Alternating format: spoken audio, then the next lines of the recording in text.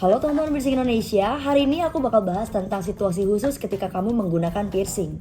Dalam kebugaran dan olahraga, ada baiknya setiap kamu mau melakukan olahraga, kamu pakai retainer ataupun pakai perhiasan yang berbahan plastik supaya lebih tahan ketika kamu kena benturan dan semacamnya. Dan juga untuk aktivitas olahraga, ada bagusnya kamu pakai athletic cup ataupun chest protector. Itu berfungsi kalau misalnya kamu memiliki piercing di sekitar puting dan juga kelamin.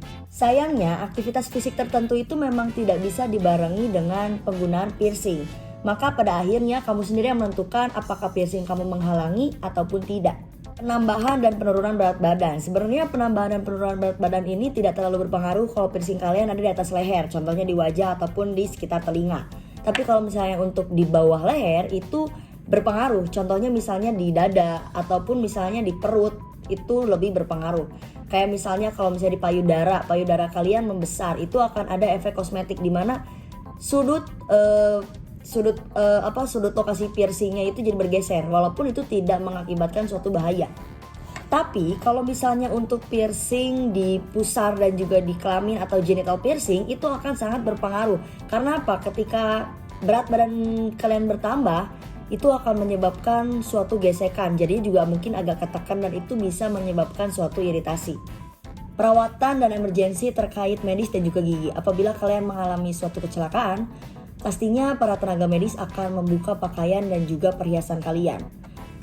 Mungkin mereka nggak akan terpikirkan, aduh ini piercingnya jangan dilepas dan lain-lain, karena pastinya akan lebih mementingkan urusan nyawa kalian, dan mereka juga mungkin tidak mengetahui seberapa penting piercing kalian bagi diri kalian. Tapi akan berbeda apabila kalian mengalami perawatan yang terjadwal atau tidak mengancam nyawa. Contohnya kalau misalnya kalian ke bagian oral, dokter gigi atau apapun, terus piercing kalian diharapkan untuk dibuka. Mungkin kalian bisa memberikan pemahaman lebih lanjut supaya mereka ngerti supaya si piercingnya nggak perlu dibuka, karena kalau misalnya dibuka resikonya juga ada di kalian. Mungkin bisa tiba-tiba menyusut, karena di bagian oral ini menyusutnya lebih cepat daripada di bagian lainnya. Retainer ini biasanya digunakan untuk menyembunyikan tindik kalian, karena lebih baik disembunyikan daripada dilepaskan. Jenis retainer ini banyak yang terbuat dari akrilik dan juga nilon monofilamen. Retainer ini juga bisa dibuat sendiri. Misalnya kayak gini, kalian cari perhiasan yang ukurannya paling kecil, yang paling rata. Terus sama kalian nanti dipakai, terus lapisin pakai kutex. Kutexnya sesuaikan dengan warna kulit kalian. Udah gitu supaya tidak glossy, kuteknya bisa kalian tap-tap kuteknya pakai jari kalian supaya agak ada tekstur dan hilang si glossy-nya. Diamin sampai kering dan jadi. Bepergian memakai piercing. Kalau misalnya kalian sering traveling, pastinya kalian akan menemukan mungkin kondisi air yang kurang bagus, perubahan cuaca yang sangat drastis, atau misalnya kalian mungkin mengalami jet lag dan lain-lain yang menambah ketegangan pada tubuh kalian. Itu juga bisa membuat luka piercing kalian kumat ataupun jadi iritasi. Kalau hal tersebut terjadi, nggak usah panik. Kalian cukup lakukan rutinitas kalian waktu masa penyembuhan. Misalnya adalah merendam luka piercing kalian menggunakan air garam. Kalau kalian hobi traveling, pastinya kalian udah nggak asing sama yang namanya detektor logam dan juga keamanan logam. Dan kalau memang kalian sudah niat bertraveling, ada bagusnya kalian menggunakan perhiasan yang non logam atau bisa pakai yang plastik. Kalau mau pakai yang logam, kalian bisa pakai bahan logam yang non ferromagnetic. Dan kalau misalnya kejadian nih, misalnya kalian di bandara terus misalnya sensornya bunyi bip, pasti kalian akan dibawa oleh petugas biasanya ke ruang private untuk dicek apakah benar kalian pengguna piercing atau misalnya ditakutkan membawa suatu senjata tajam. Bercukur, apabila kalian memiliki anting piercing dan kalian harus melakukan kegiatan bercukur, itu mungkin bisa menjadi hal yang agak sulit.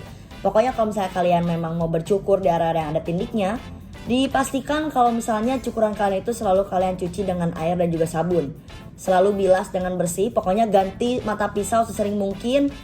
Kalau misalnya kurang bersih, kalian bisa dicabut pakai tweezer aja, mungkin walaupun agak menyakitkan. Dan kalian harus selalu menjauhi krim penghilang bulu karena itu memiliki zat kimia yang sangat keras. Tindik earlobe pada anak kecil ataupun bayi.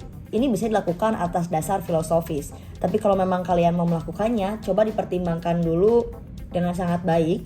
Dikarenakan yang namanya anak kecil atau bayi, dia memiliki resiko penularan yang lebih tinggi daripada orang dewasa. Terus juga biasanya kalau misalnya ditindik di earlobe waktu bayi, nanti waktu besarnya tindiknya itu lebih ke bawah dan lebih dekat dengan wajah. Terus juga Earlobe piercing ini jarang menutup dengan sempurna. Jadi walaupun udah dibuka, dia biasanya selalu ada bekas permanen. Dan para dokter juga menyebutkan apabila waktu kecil nih terus dikasih perhiasan yang kualitasnya rendah, itu anak kecil itu malah jadi alergi nikel pada di kemudian harinya. Siklus menstruasi. Di saat wanita menstruasi itu pastinya ada pembengkakan di antara payudara dan juga kelaminnya. Makanya kalau memang kalian mau di piercing di daerah payudara dan juga kelamin, ada baiknya kalian tahu dulu nih jadwal menstruasi kalian kapan. Dipilihnya itu waktu jadwal setelah menstruasi, baru kalian di piercing. Karena walaupun setelah menstruasi itu tindikannya bisa kambuh lagi. Jadi kalian pilih jadwal menstruasi supaya nanti kalian punya masa penyembuhan dulu sebelum siklus itu kembali. Hal yang paling sering ditanyakan adalah apakah cairan menstruasi ini berbahaya atau tidak untuk piercing. Itu sangat tidak berpengaruh, tidak akan berdampak buruk. Yang penting itu kalian selalu rutin mengganti pakaian dalam dan juga dipastikan pakaian dalam kalian itu renda-rendanya diperhatikan atau misalnya benang-benangnya diperhatikan karena takutnya nyangkut dan malah akan menyebabkan luka kalau ketarik. Piercing dan kehamilan. Kalau misalnya kalian hamil, menggunakan piercing ini bukanlah keputusan yang tepat karena ini juga bisa beresiko adanya infeksi pada janin. Kalau kamu memiliki rencana untuk hamil di tahun depan, coba ditunda dulu rencana piercing kamu supaya apa? Supaya masa penyembuhannya bisa selesai dulu baru kalian hamil. Piercing di kelamin ini tidak mengganggu proses persalinan menurut pengalaman yang sudah-sudah, kecuali di labia piercing. Maka kalau kalian di piercingnya di bagian labia, ada bagusnya kalian lepaskan dulu. Atau biar kalian lebih nyaman ketika kalian mau persalinan, ada baiknya dibuka aja dulu piercingannya. Selama kehamilan, pastinya perut kalian membesar. Tapi kalau misalnya memang kalian tidak merasa piercing kalian mengganggu, silakan lanjut penggunaan. Tapi rata-rata biasanya mengganggu karena yang namanya hamil, perut membesar dan juga bentuk pusar pastinya berubah. Yang dari ini menjadi outi. Itu menyebabkan suatu ketidaknyamanan, peradangan, dan bahkan kadang-kadang terjadi migration. Kalau hal-hal tersebut terjadi, kalian bisa ganti perhiasan kalian pakai bahan yang plastik dan juga fleksibel. Tapi kalau memang kalian rasa itu tetap tidak nyaman, ada bagusnya kalian copot aja perhiasannya dan mungkin bisa dipakai lagi setelah masa kehamilan selesai.